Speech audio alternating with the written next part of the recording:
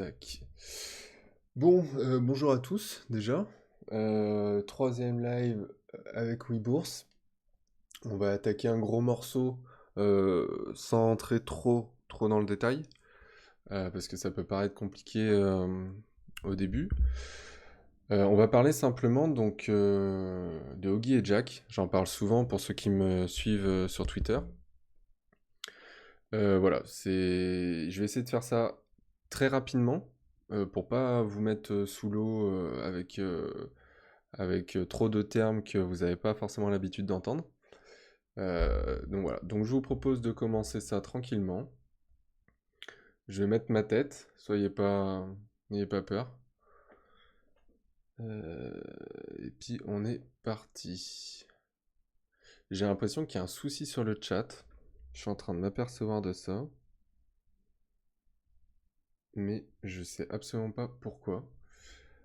Euh, Est-ce que je dois faire quelque chose? Je sais pas. Tac.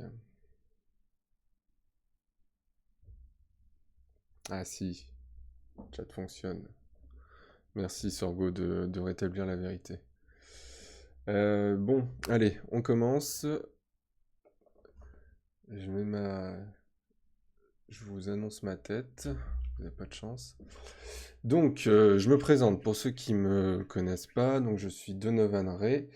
Donc, je suis le fondateur du site internet kiwangan.co, donc membre de WeBourse, et vous pouvez me retrouver donc sur Twitter où j'y suis très actif pour discuter de tout et de rien, enfin surtout des marchés financiers. Donc c'est Donovan-Ray-1. Pour le petit disclaimer, je vous lis donc les informations graphiques, chiffres, opinions, commentaires mis à disposition par WeBourse s'adressent à des investisseurs disposant des connaissances et expériences nécessaires pour comprendre et apprécier les informations développées. Ces informations sont données à titre informatif et ne représentent en aucun cas une obligation d'investissement, ni une offre ou sollicitation d'acquérir ou de vendre des produits ou services financiers. Elles ne constituent par ailleurs pas un conseil en investissement. Donc, qu'est-ce qu'Oggy et Jack? On va discuter de ça aujourd'hui. J'espère que vous êtes bien concentrés. Ça va être sympa. Donc, Oggy et Jack, ce sont des niveaux horizontaux, donc sur des graphiques, qui représentent en fait la polarité, donc liée respectivement à M7, donc moyenne mobile 7 périodes, et la moyenne mobile à 20 périodes. Donc, Oggy est lié à M7 et Jack est lié à M20. Donc au-dessus de ces niveaux, les moyennes sont haussières, et en dessous de ces niveaux, les moyennes sont baissières. Donc c'est des niveaux qui sont très recherchés par les algorithmes, on va le voir, c'est très pertinent. Les prix réagissent énormément sur ces niveaux. Euh, donc ils peuvent faire support-résistance et nous montrent comment peut évoluer la dynamique qui forme et déforme les indicateurs techniques. Donc ça, on y reviendra, parce qu'en ATS, on parle toujours de forme possible dans nos scénarios dynamiques. Je vous renvoie à le premier live que j'avais fait avec WeBourse, où j'explique et je pose les bases un peu de l'ATS. Et ça va vous permettre un peu de comprendre de quoi on parle avec les possibles. Donc voilà, donc support à résistance, et ça nous permet de créer des scénarios dynamiques avec nos possibles, sachant que voilà, Oggy et Jack permettent d'observer la polarité de M7 et M20. Donc, comment trouve-t-on Oggy? Donc Oggy, pour rappel, encore une fois, donc c'est le niveau horizontal qui est lié à la moyenne mobile à cette période. Donc il se trace, donc c'est le trait bleu, il se trace pardon, à moins 8 périodes, donc la période actuelle, moins 8. Et pour cela, en fait, j'utilise simplement un trait vertical que vous pouvez voir sur le graphique là, du Bitcoin, ici. Donc en fait, c'est un trait vertical qui est simplement placé à moins 8 périodes constamment sur mon graphe. Donc c'est un trait qui me permet simplement de savoir où je peux tracer mon Oggy.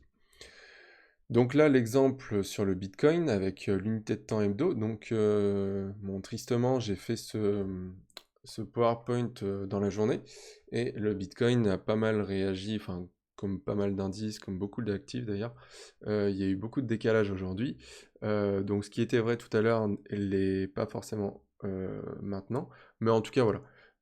Au moment où j'ai fait ce screen, le Bitcoin avait très bien réagi sur... ouais, c'est les moyennes mobiles simples, en gros, pardon. Donc voilà, le Oggi avait fait réagir très rapidement le Bitcoin, donc Oggi hebdo. Et là, on va voir un peu à quoi ça ressemble, parce que je n'y suis pas retourné depuis tout à l'heure, et j'avoue que j'ai hâte de voir à quoi ça ressemble désormais. Donc, moi j'utilise, voilà, ouais, c'est bien ce qui me semble. Donc moi j'utilise essentiellement le Bitcoin Future CME, que je trouve beaucoup plus propre techniquement que le spot pour le coup. Donc voilà, on voyait bien qu'il y avait une réaction cette semaine sur Oggi Hebdo.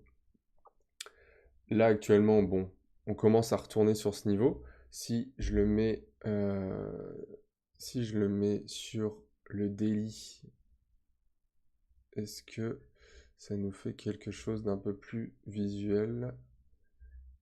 Tac, là, ouais, voilà. Donc on a pile été le revoir. Hop, il est en bleu. Voilà. Donc on observe, hein, c'est très très précis, qu'on a été, qu'on est retourné voir ce Oggi Hebdo. Donc actuellement on est totalement autour. L'idée ça serait de le préserver et je vais vous expliquer pourquoi après. D'abord je vais vous montrer un peu comment ça fonctionne avec Jack. Et à la fin je vous montrerai d'autres exemples des patterns possibles avec Oggi et Jack. Donc on retourne sur le diapo. Voilà. Donc pour Jack, donc comment on trouve Jack? Donc Jack c'est le trait vert pour le coup qui est associé à la moyenne mobile à 20 périodes. Donc il se trace à moins 21 périodes. Contrairement à Oggi qui est à moins 8, celui-ci est à moins 21 périodes.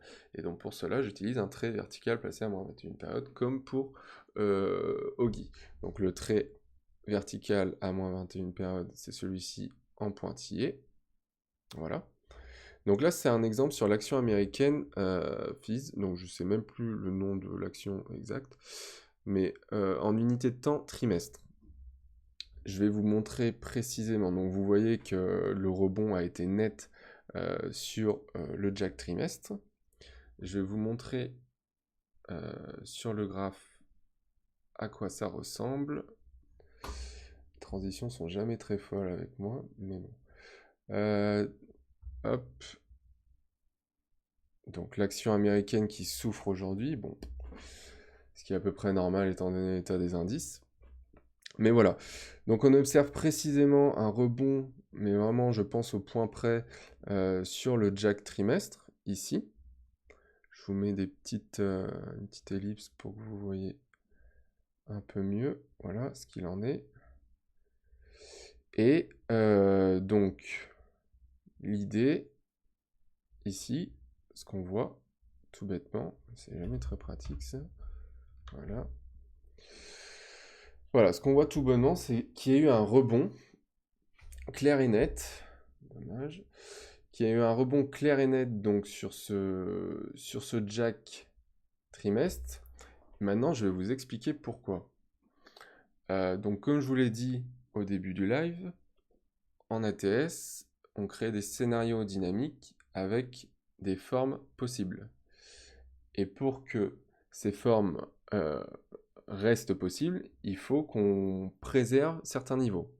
Et là, pour le coup, on doit préserver Jack pour établir un possible faux croisement haussier trimestre. Je vais vous montrer ce que c'est qu'un faux croisement trimestre. Tac, là. Alors, si je vais voir ici. Donc, je précise. Donc, il faut se servir de Oggi et Jack quand ils font sens, donc autour des prix ou quand une forme est possible. Donc, non-croisement, croisement, faux croisement. Là, on va parler du faux croisement haussier. Donc si on reprend notre exemple sur l'action FIS, on observe qu'une forme est possible, donc un faux croisement haussier trimestre. Donc je vous montre le schéma type donc théorique d'un faux croisement haussier. Donc la M7 qui est rouge croise la M20 qui, elle, est verte, et la M7 remonte tout de suite derrière pour recroiser à la hausse la M20 qui, elle aussi, est haussière. Voilà le principe. Donc pour que cela devienne visible sur l'action, il faudrait que M20 trimestre reste haussière. C'est logique puisque si on observe la théorie du faux croisement, la M20 reste haussière tout le long pour que ce soit possible. On voit bien que la M20 est verte tout le long. Donc il faudrait que M20 reste haussière, et pour préserver donc cette hausse de la M20 trimestre, il faut préserver donc Jack trimestre. En toute logique, voilà pourquoi il y a eu un tel rebond aussi puissant sur ce Jack trimestre, parce que on anticipe un possible faux croisement haussier trimestre. Et pour que ce faux croisement haussier trimestre soit possible, il faut que M20 trimestre reste haussière. Voilà, j'espère ne pas avoir perdu 50% des auditeurs. Mais en tout cas, voilà l'idée même de Guy et Jack. Donc au-delà d'être des supports et résistances, ils nous permettent surtout d'envisager des possibles. Donc on va retourner rapidement voir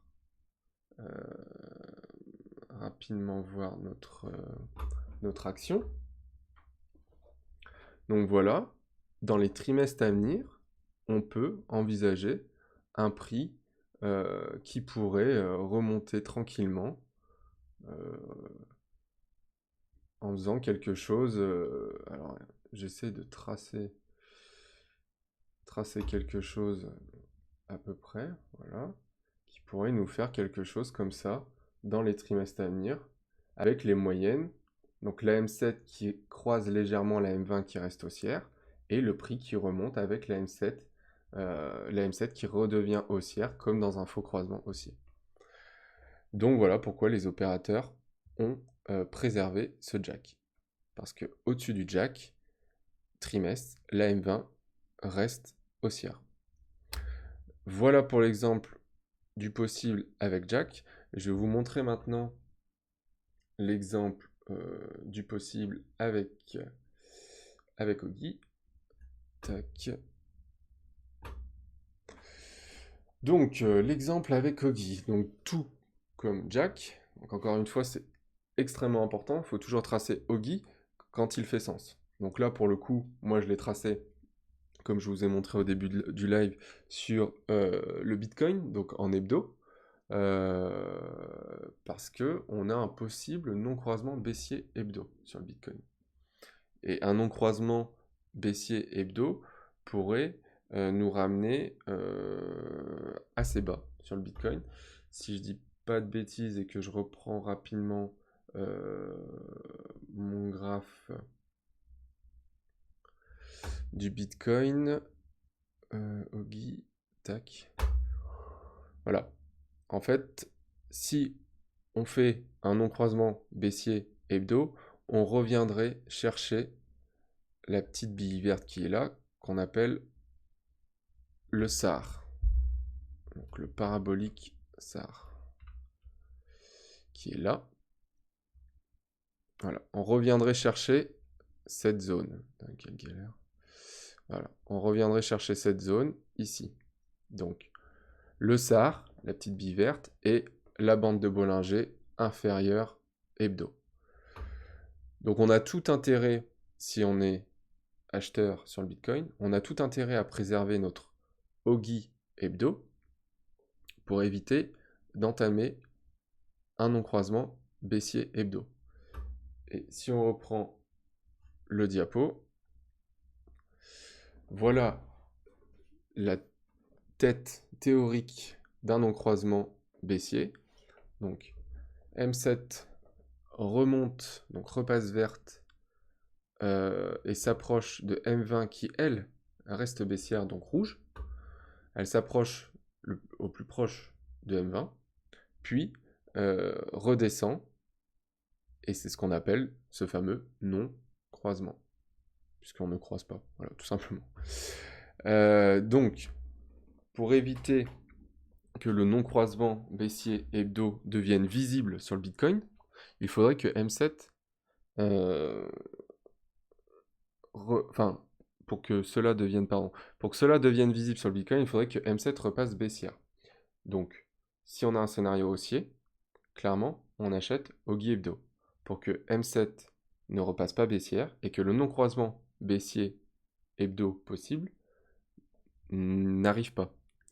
Donc, nous avons préservé Oggy Hebdo en rebondissant dessus.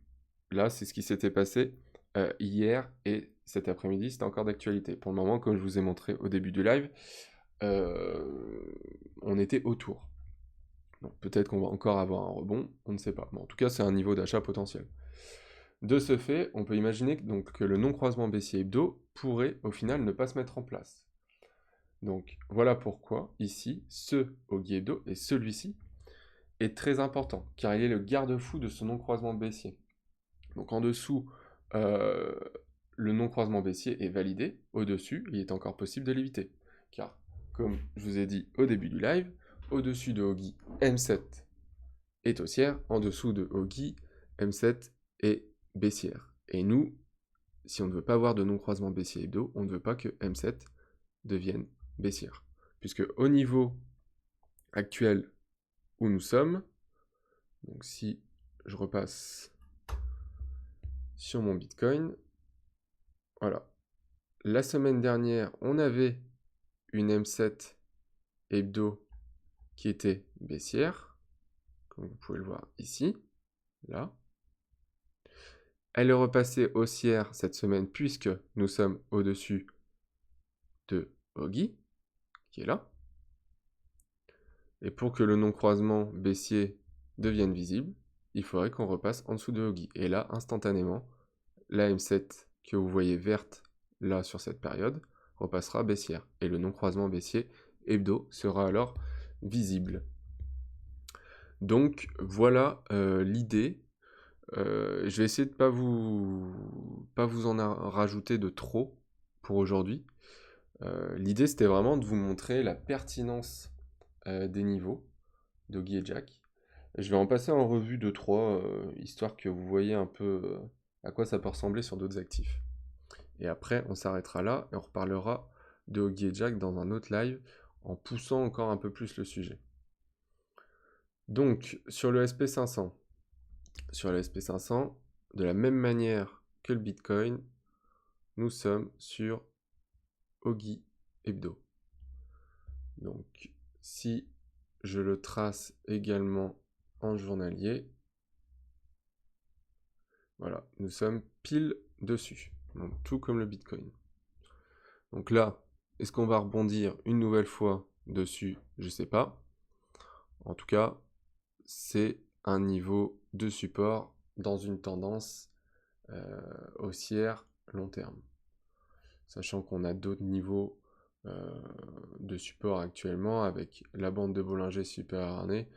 Bon, après, clairement, c'est, si vous voulez mon avis, c'est pas forcément le meilleur moment actuellement pour acheter des indices, même sur des niveaux aussi importants que celui-ci. Salut Eric. Voir sur le DAX. Tu veux que je regarde vite fait sur le DAX? Eh ben, si tu veux. Tac. Qu'est-ce qu'on a sur le DAX? Le DAX, on s'en approche de Oggy Hebdo. Donc il est à 13 628. Bon, bah, ça peut être un niveau d'achat potentiel, mais bon, ça reste compliqué parce que, mais ça, on en reparlera dans un autre live, mais voilà, j'ai pas envie de vous perdre maintenant. Euh, le niveau de Oggy de la semaine prochaine sera très haut.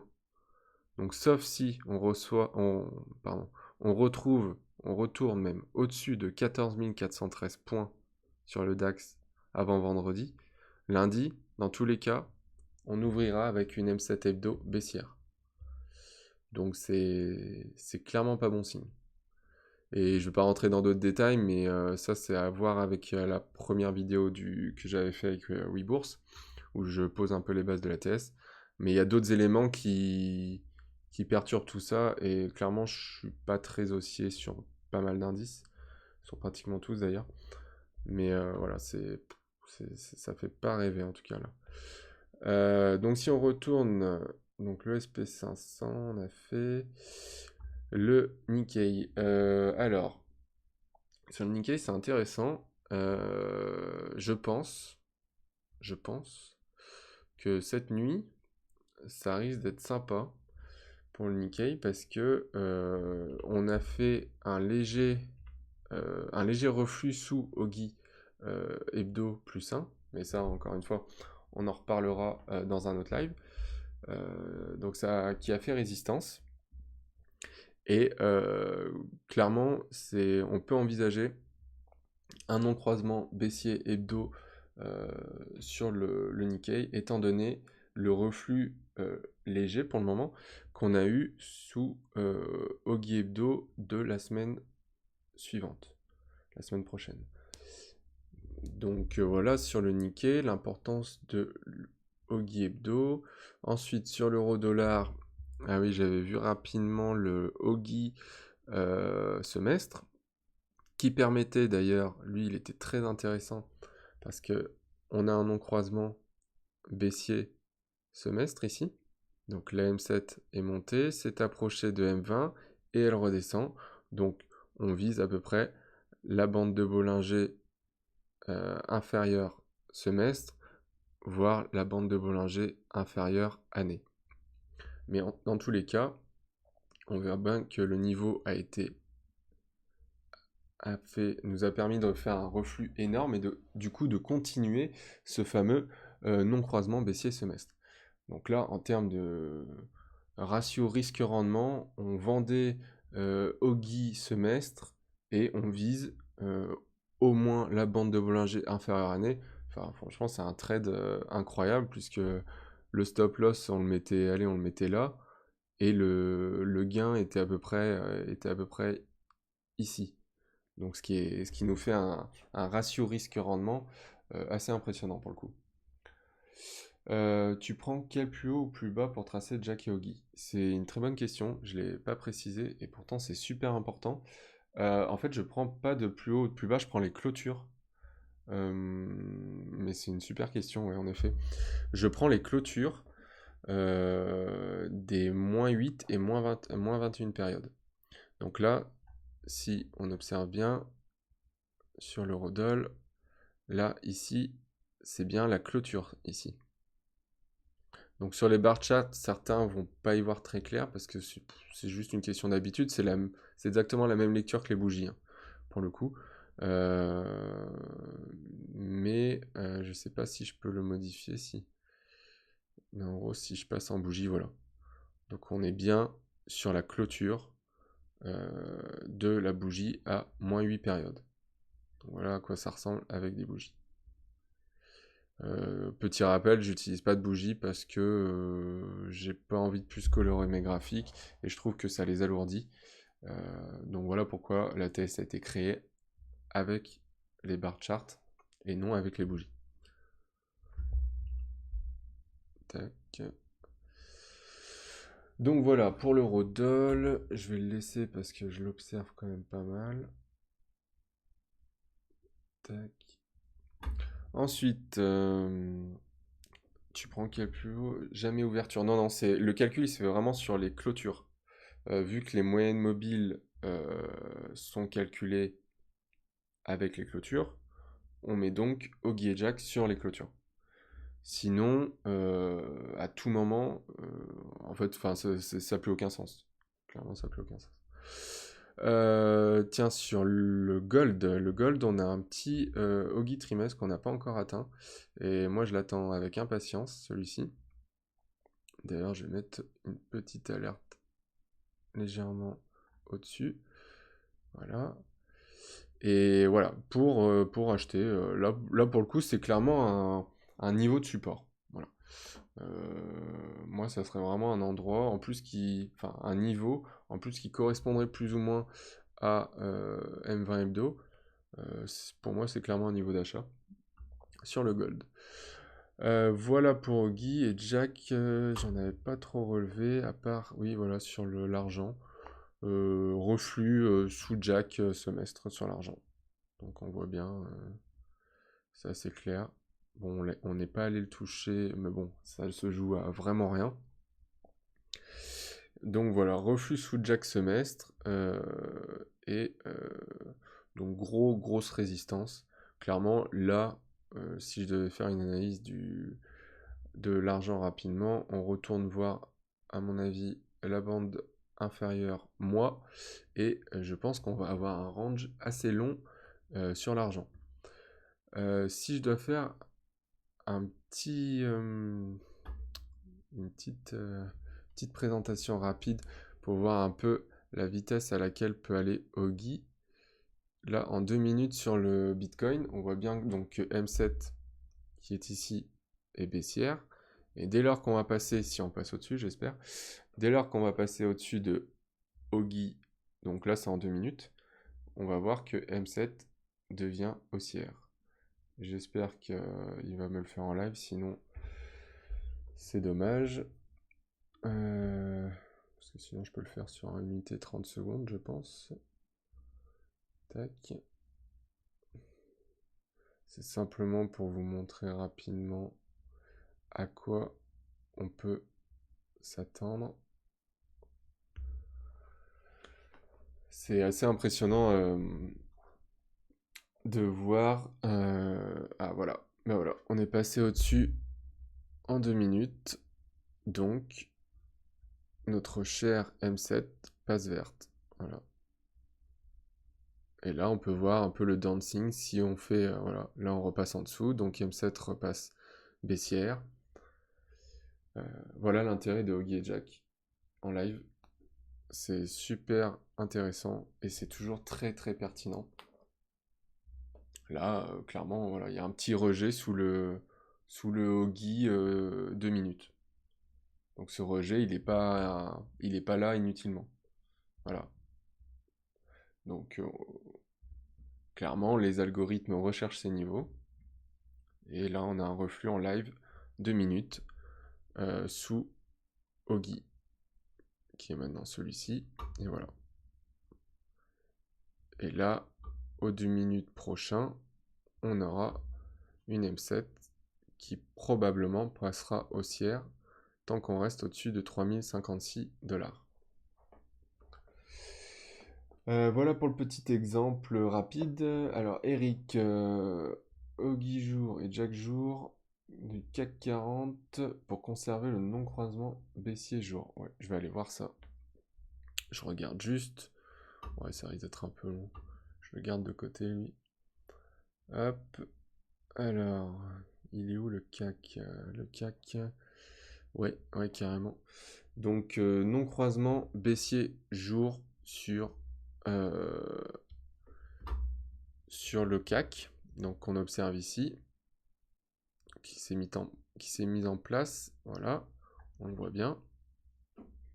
Et donc, Oggy jour et Jack jour qui nous permettent de conserver ce non-croisement baissier.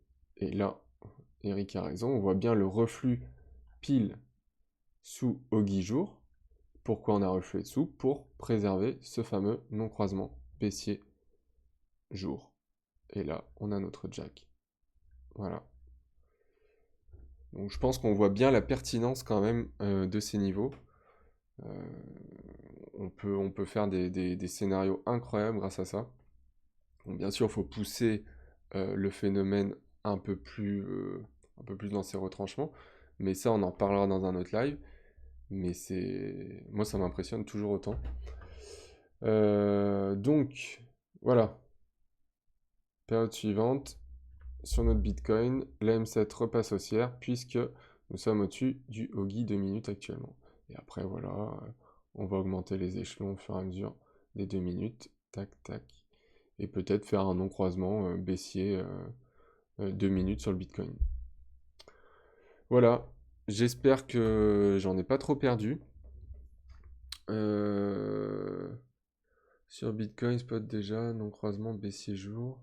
C'est une redondance avec le non-croisement baissier possible. Alors, on fait voir Eric qui me dit tac, tac. Ouais, en effet, ouais. Ah, tu vois tout, Eric, c'est trop bien. Non-croisement baissier, ici, jour, qui peut, mais ça, pareil, on en reparlera, qui peut se propager dans l'hebdo en faisant donc le fameux non-croisement baissier hebdo dont je vous parle depuis tout à l'heure. Hop, voilà. Donc voilà, c'est notre non-croisement baissier jour peut se propager dans l'hebdo en faisant un non-croisement baissier hebdo. C'est tout l'intérêt de l'ATS, c'est cette fameuse interaction entre les unités de temps. Donc une dynamique qui se met en place en journalier peut se propager dans l'hebdo dans le mois, etc. etc. Qu'est-ce que je voulais vous dire d'autre? Bah, c'est tout, je crois. Tac, tac. Je vous remets vite fait sur le diapo. Et il me semble qu'on avait tout fait. Voilà, petit rappel pour qu'on soit bien clair. Donc au-dessus de Ogi, M7 est haussière. En dessous de Ogi, M7 est baissière. Au-dessus de Jack, M20 est haussière. En dessous de Jack, M20 est baissière. Quand vous avez ça, vous avez déjà beaucoup de choses. Et c'est cool. Donc toujours tracer Ogi et Jack quand ils font sens, donc pas d'intérêt de les tracer en permanence. Donc voilà, vraiment les tracer comme je vous les ai montrés. Donc quand ils peuvent faire support et résistance proche des prix, ou quand on a des formes possibles, comme je vous ai montré avec le non-croisement baissier hebdo sur le Bitcoin, ou le faux croisement haussier trimestre sur l'action américaine.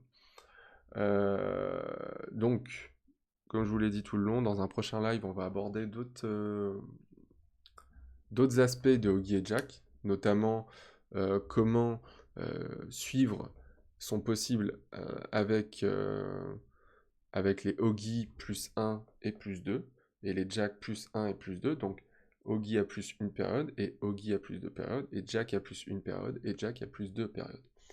C'est super important, mais là vous avez déjà une bonne base pour vous amuser chez vous, sur vos graphes. Essayez de tracer Ogi et Jack sur vos graphes, et vous allez voir, je pense que vous allez être assez étonné de la pertinence qu'ils peuvent avoir.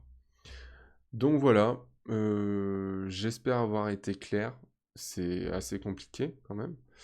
Donc j'espère avoir été clair et que ça vous aura fait plaisir de voir quelque chose qu'on voit pas trop. euh, en tout cas sur le- le trading français. Mais voilà, j'espère que ça vous aura fait plaisir. Donc n'hésitez pas à vous abonner si ça vous tente. Et j'espère que je ferai un live prochainement, euh, je pense le mois prochain, sur la suite de Guy et Jack, en tout cas si ça vous a plu.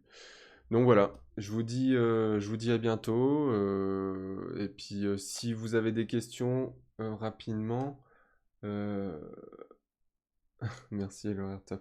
Si vous avez des questions rapidement, n'hésitez pas, j'oublie toujours ça, c'est vraiment mauvais de ma part, je suis vraiment pas bon là-dessus.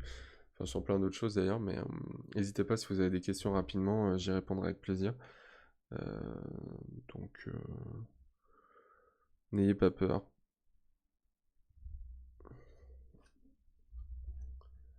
Si vous avez rien. Après, n'hésitez pas aussi à venir me parler sur Twitter. Je réponds à tout le monde avec plaisir. Donc, si vous avez la moindre question, j'adore échanger sur la TS. J'adore quand les gens sont intéressés. Voilà, tant qu'il y a de la bienveillance, c'est toujours magnifique. Donc voilà, bon bah écoutez, je vois qu'il n'y a pas trop de questions, donc je vous dis à plus. C'était un plaisir, et puis voilà. Allez, ciao!